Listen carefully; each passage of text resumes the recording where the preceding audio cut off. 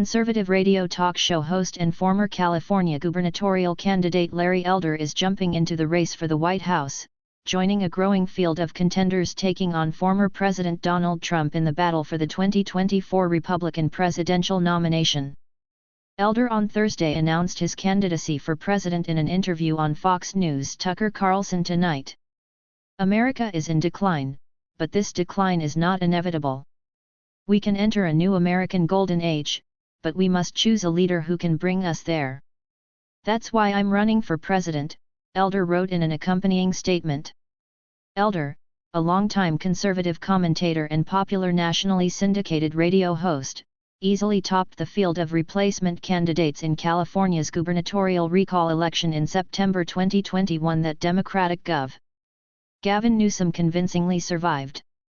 Elder passed on taking on Newsom a second time when the governor easily won re-election last year. The former attorney and author had been flirting with a White House run for months, saying on numerous occasions that he was very likely going to run for president, with an announcement coming in the early spring. And Elder had highlighted that made a handful of recent trips to Iowa and New Hampshire, the two states that lead off the GOP presidential nominating calendar, to meet with conservative leaders and activists in the early voting states, and that he's huddled with donors.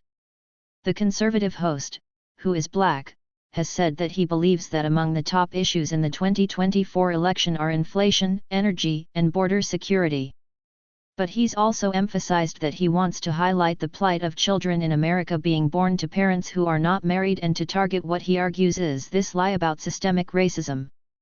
Democratic National Committee Chair Jamie Harrison, in a statement, argued that when Larry Elder isn't busy cozying up to Donald Trump or parroting conspiracy theories, he's laying out an extreme agenda that doubles down on abortion bans. Elder is so extreme he even suggested abolishing Medicare entirely. Elder joins a growing 2024 field that includes Trump, who announced his third White House run in November and remains the clear front-runner in the latest GOP presidential nomination polls. Former ambassador to the United Nations and former two-term South Carolina Gov. Nikki Haley launched her presidential campaign in February, as did multimillionaire entrepreneur, best-selling author, and conservative commentator Vivek Ramaswamy.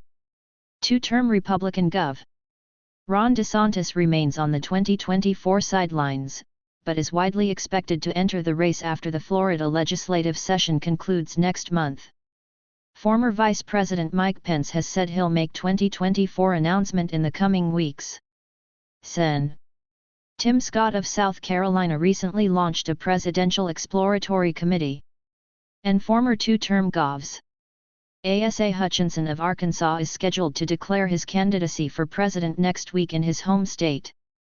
Meanwhile, New Hampshire Gov. Chris Sununu and former two-term Gov. Chris Christie of New Jersey are among others seriously mulling presidential bids.